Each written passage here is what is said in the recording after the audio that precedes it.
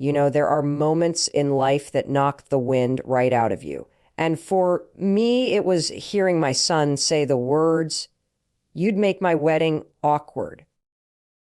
Do you know what that feels like? It's like someone just pulled the rug out from under you, and before you can catch your breath, they've slammed the door shut in your face. A wedding is supposed to be a day about love, about new beginnings, about family coming together. And suddenly, I wasn't just left off the guest list. I was erased from one of the biggest chapters of his life. That hurt in a way I wasn't prepared for. It wasn't just about missing the ceremony, the music, the toasts. It was about missing him, my son, the kid I raised, the boy I stayed up with through fevers, the young man I cheered on through every milestone. It was about being told, "You don't belong here. Your presence is a problem." That sentence replayed in my head over and over again. And I'll be honest with you, it cut deep. When someone you love says you'll make their moment awkward, you start questioning everything. What did I do wrong? Am I really that embarrassing? Am I so flawed that even love, even celebration, can't make room for me? Those questions sat heavy on my chest. And maybe you felt that before too. The sting of being pushed away, misunderstood, maybe even disrespected by someone you care about. It doesn't just hurt, it shakes your sense of who you are. But here's the thing about pain. It reveals the truth about us. And in those moments of silence, when the anger cooled and the tears had dried, I had to face the deeper wound. It wasn't just about the wedding. It was about the bond I thought was unbreakable. And now it felt broken. That's the real pain of rejection. It's not the event you miss, it's the meaning you lose. And let's be real. When that kind of pain hits, the first instinct is to lash out, to defend yourself, to remind them of every sacrifice you made, every moment you showed up, every ounce of love you poured into them. But instead of feeling powerful, you end up stuck in a cycle of hurt. And the longer you stay in that place, the more you hand your power away. That's when I realized something important. Rejection is painful, yes, but it's also revealing. It shows you where you've tied your worth too tightly to someone else's acceptance. It shows you where you've been waiting for validation instead of standing firm in your own value. That was the lesson hidden inside those words. You'd make it awkward. And the truth is, maybe I did make things awkward sometimes. Maybe I wasn't perfect. But awkward doesn't mean unlovable. Awkward doesn't mean unworthy. And it sure as hell doesn't mean I don't deserve a seat at the table of my own child's joy. So here's what I want you to remember. Rejection hurts, but it doesn't define you. When I sat with that pain long enough, it brought me face to face with something bigger than just missing a wedding. It made me think about what family really means. We talk a lot about love, loyalty, unconditional support. But the truth is, family bonds are complicated. They're beautiful, but they're messy. And when something like this happens, when your own child tells you that you don't belong at one of the most important moments of their life, it forces you to reflect on everything you thought was solid. Weddings aren't just about two people saying, "I do." They're about circles being drawn, families being linked, traditions being carried forward. They're about legacy. And when you're left out, you don't just feel excluded from an event. You feel like you've been cut out of that legacy. That's the weight of it. It's not missing the vows or the first dance. It's missing your place in the story. And in those quiet moments, when my anger turned into reflection, I started asking myself, what's stronger here, the hurt of being rejected or the bond that's always tied me to my son? Because let's be honest, love doesn't disappear just because someone slams a door on you. If anything, it becomes louder, more insistent. I could still see his face as a little boy running down the driveway with scraped knees. I could still hear his laugh that used to light up the whole house. Those memories reminded me of something that rejection can't erase: the thread of connection between a parent and a child.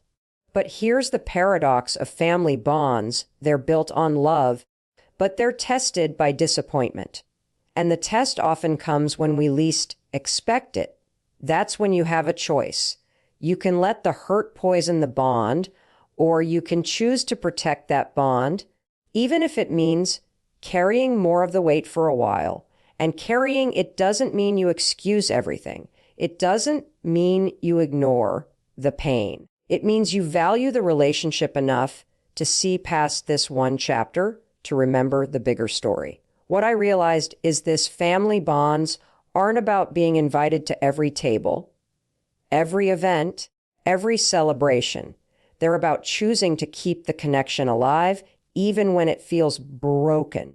Sometimes it's about showing love in ways the other person doesn't expect, or maybe doesn't even deserve in that moment. Because that's the real test. Can you hold on to love when it would be easier to let anger take over? That reflection shifted something in me. I stopped seeing the rejection as an ending and started seeing it as a challenge. How do I honor the bond without letting the pain define it? How do I remind myself that my role as a parent, as a human being, is bigger than one invitation? And that's when I knew family bonds are fragile, but they are also the strongest thing we'll ever carry. There's always a moment after the shock wears off and the tears dry where you hit a crossroads. That's the turning point. You can either stay stuck in the pain, replaying the words over and over in your head, or you can decide to take back control of your story. And let me tell you, that choice doesn't feel easy. It feels like dragging yourself out of quicksand when every part of you wants to sink deeper. But it's exactly in that moment, when you feel the most powerless, that you have to remember you're not powerless at all.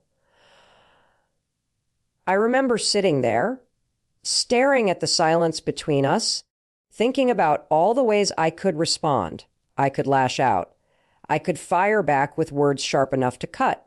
I could disappear, build a wall so high that not even love could climb over it. And honestly, all those options felt tempting, because when you've been hurt, payback feels like control. But deep down, I knew if I went down that road, I wouldn't be healing anything. I'd just be adding more damage to the fire.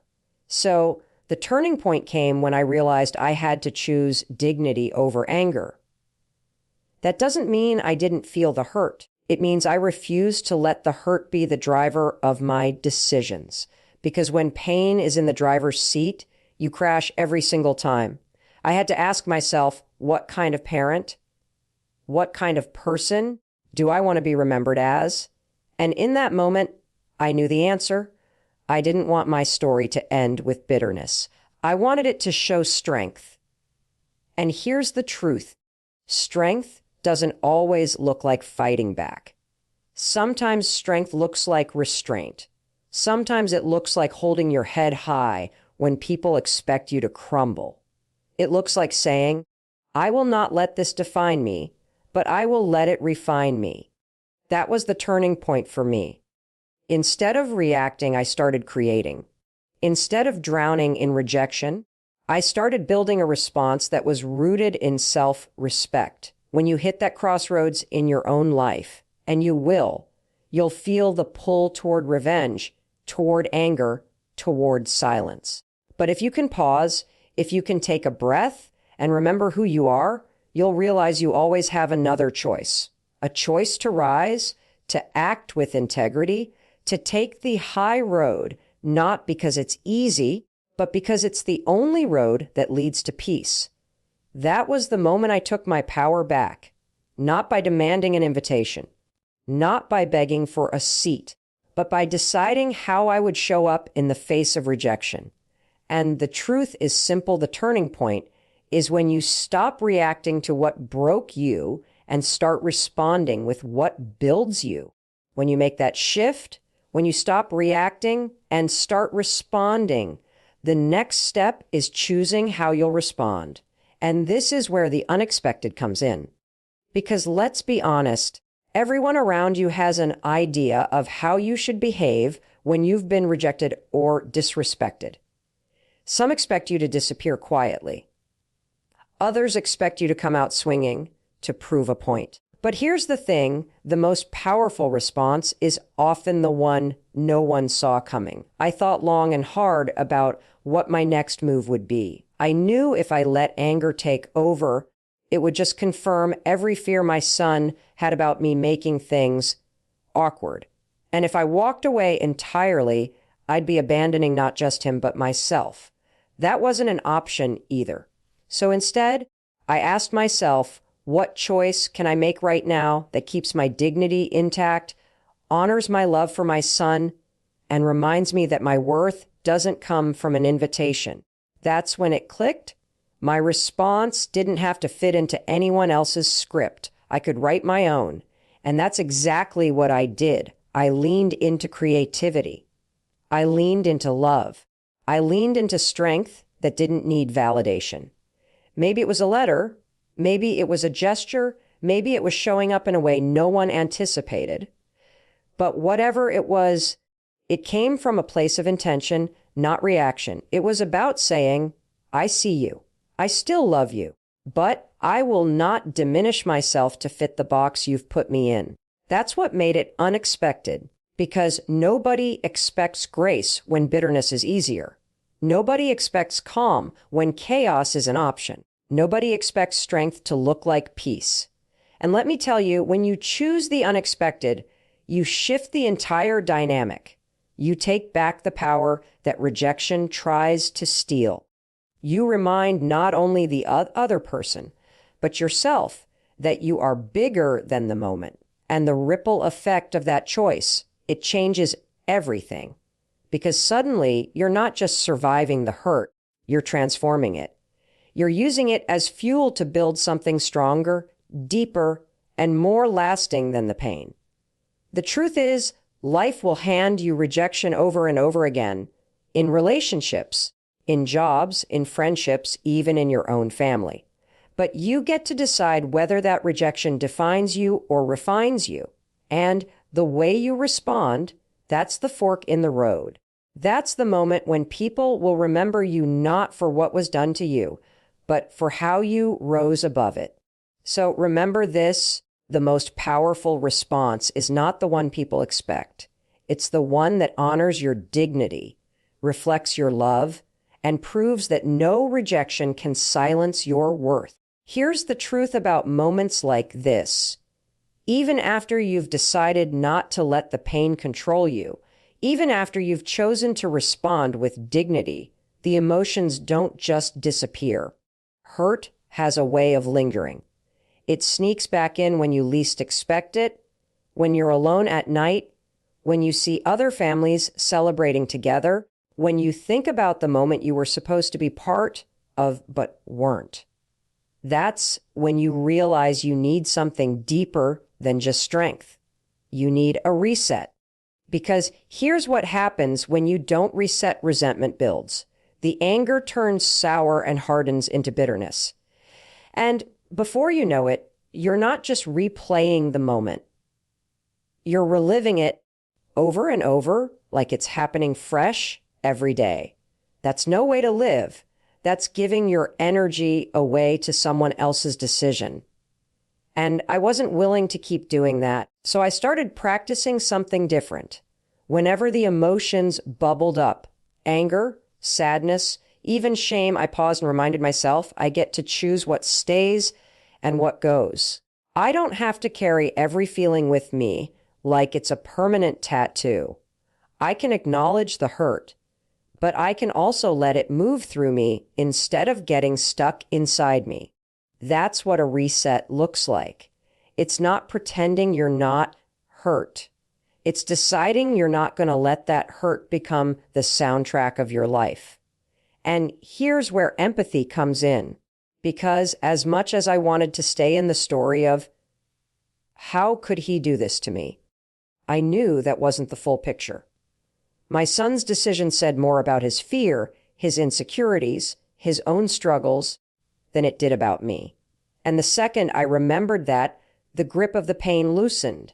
I could see him not just as someone who had wounded me, but as someone who was carrying his own confusion and mistakes. That's where forgiveness begins, not by excusing the hurt, but by understanding that we're all human, and sometimes humans get it wrong. Does that mean the pain disappears overnight? No. But forgiveness is a choice you make again and again.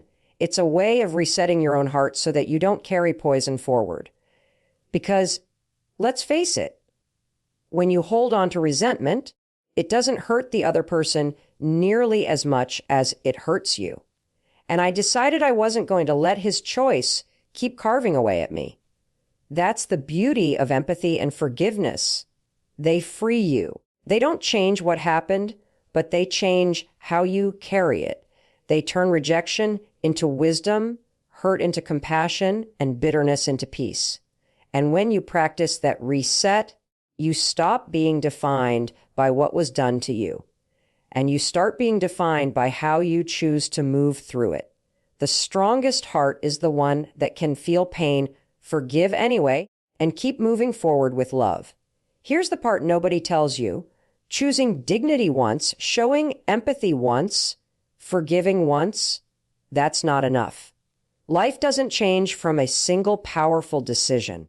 It changes when you repeat that decision again and again, day after day, even when it's hard. That's the piece most people miss. Consistency. Because the truth is, the pain doesn't vanish overnight. The sting of rejection can come back in waves. Some days you'll feel strong, and other days you'll find yourself right back in that moment, hearing those words all over again. That's normal. Healing isn't a straight line, it's a practice. And every time you catch yourself slipping into bitterness and you choose love again, every time you feel the urge to lash out, but you hold your head high instead, every time you want to give up, but you stay the course, you're building something bigger than the hurt. You're building resilience. Think about it like this: confidence, courage, forgiveness, they're not traits you're born with. They're muscles. And just like any muscle, they only grow with repetition. You can't go to the gym once and expect to walk out with strength that lasts forever. You have to keep showing up. The same is true for your mindset, for your heart, for the way you respond to life. Consistency is the difference between a fleeting moment of strength and a transformation that lasts. And I'll be honest, there were days I didn't feel like showing up. Days when I wanted to stay angry, when forgiveness felt impossible, when moving on felt like too much work. But that's when I reminded myself, every time I choose the higher road, even when it's the harder road, I'm proving to myself who I really am, not who my son thinks I am, not who anyone else decides I am. Who I am, that's what consistency gives you. It's not just healing, it's identity. Over time, those choices stack up. You start to notice that you're not as weighed down by the pain. You find yourself laughing again, loving again, opening your heart again. And here's the most surprising part. The more consistent you are in choosing love and forgiveness, the more freedom you feel. Because consistency doesn't just heal, it transforms. It takes the ugliest moments of your life and turns them into the very foundation of your strength. That's what this whole journey taught me. It's not about one dramatic act of courage. It's about the daily discipline of refusing to let pain win. It's about proving through your actions that love, dignity, and self-respect aren't just things you talk about when life is easy. They're the things you live by when life is hardest. And that's the truth. Consistency isn't glamorous, but it's the reason pain becomes power and wounds become wisdom.